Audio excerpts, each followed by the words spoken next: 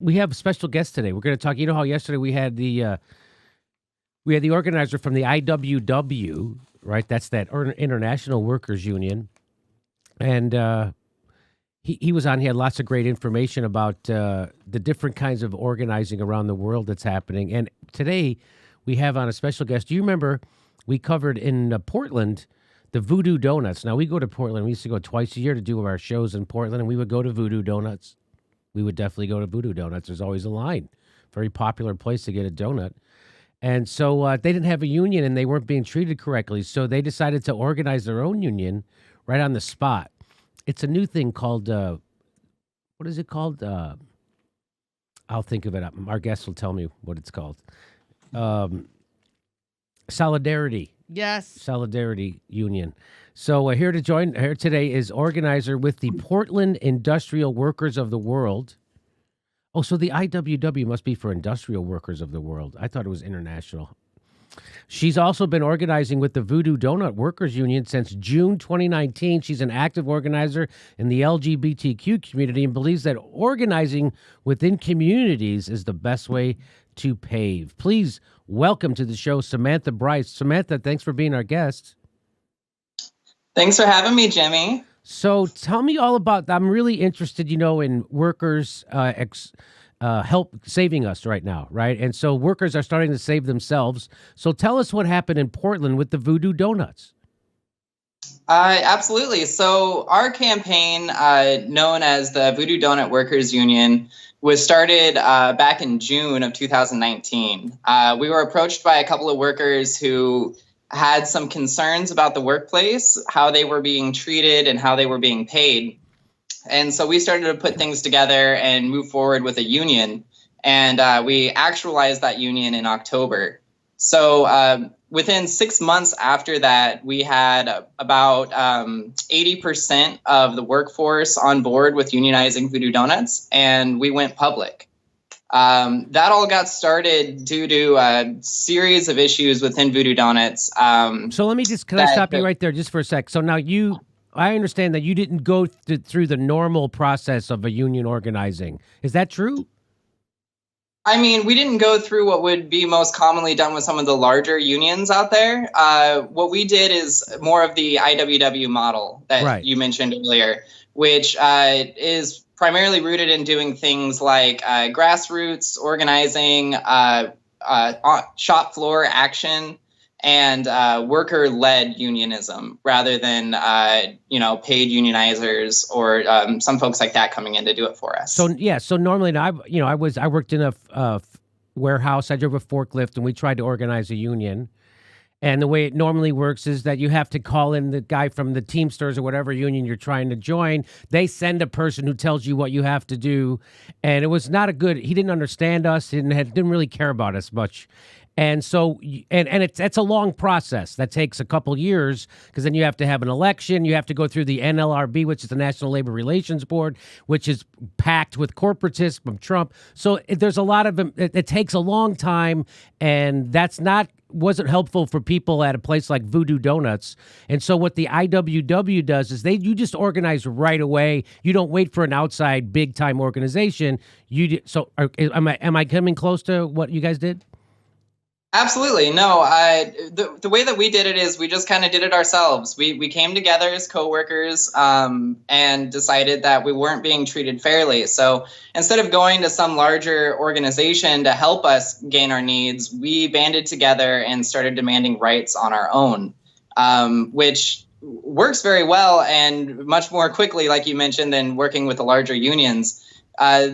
So that's how we went about doing it ourselves. So what are some of the first, so you got together, you got all your workers together, and so about how many workers are there that work for Voodoo Donuts in Portland?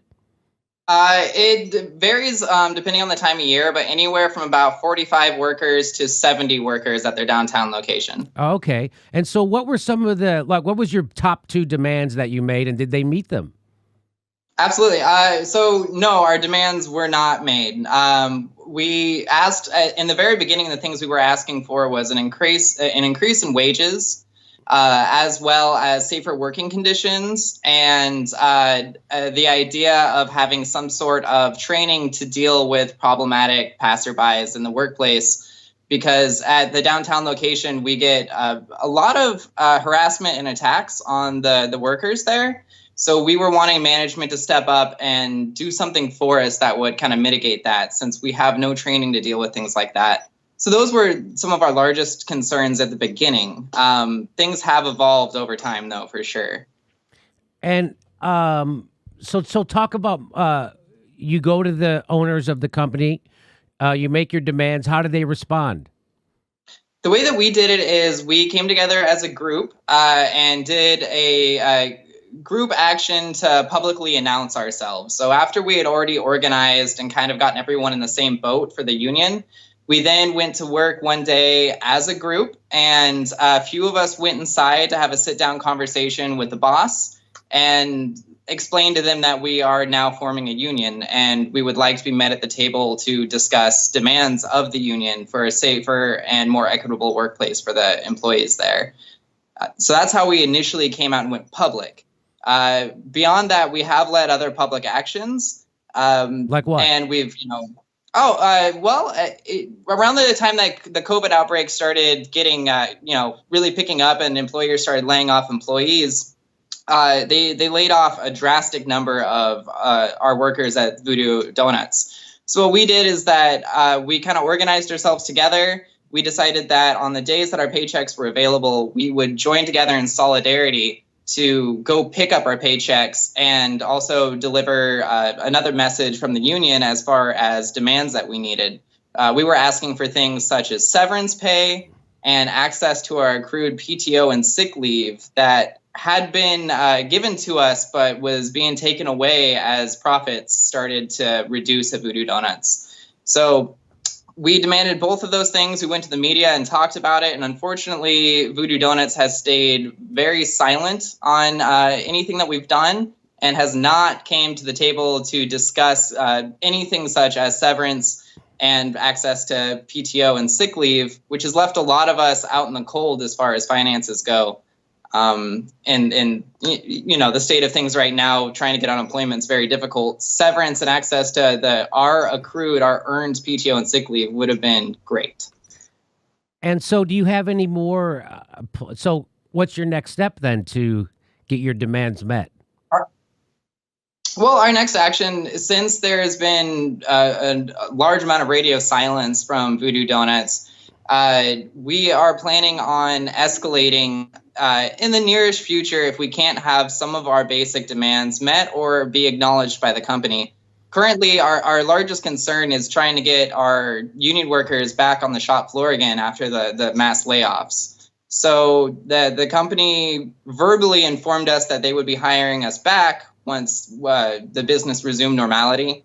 And at this point, none of us have been hired back to the company, even though things are starting to open up more and more here in Oregon, and things are starting to return to some amount of normalcy. None of us have been contacted or guaranteed our jobs back. So that is our current largest demand.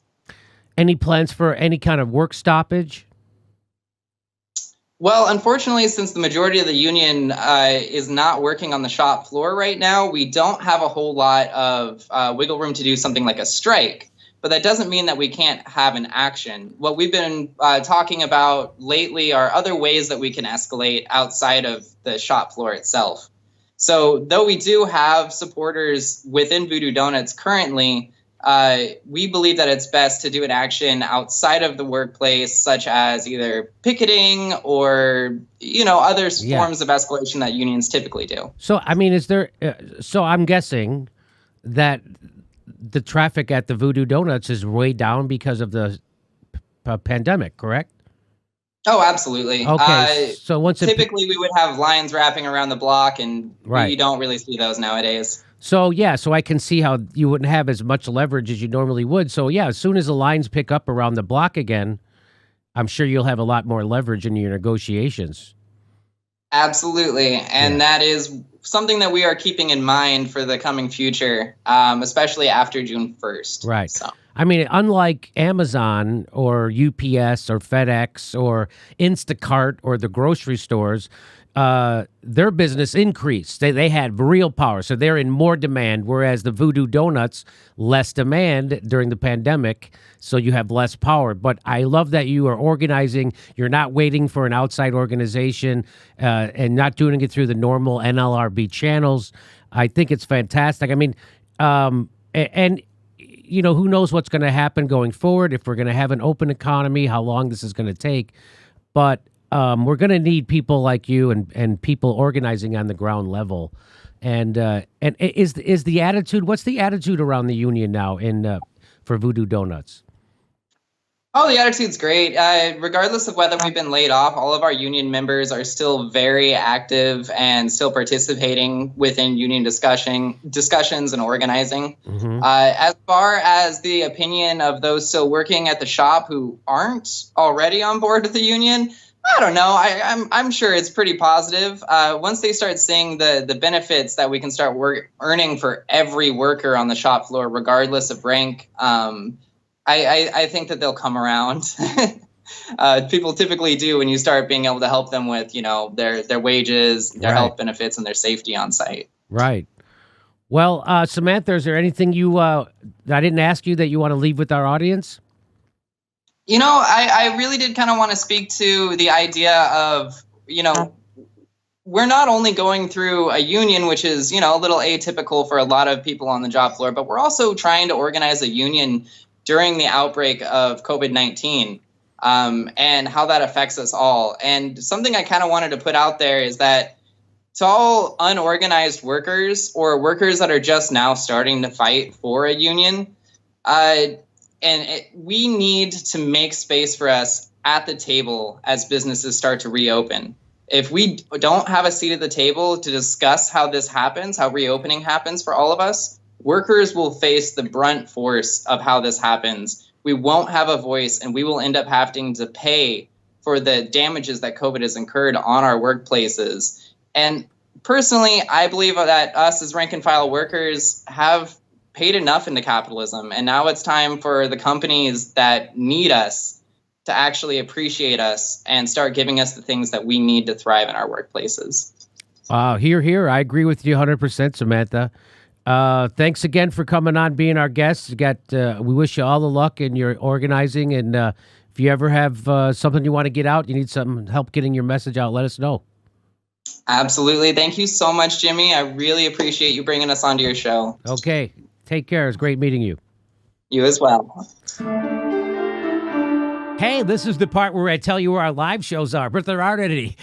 And then I would tell you to go join our premium, but nobody has a fucking job. So why don't you just enjoy the video?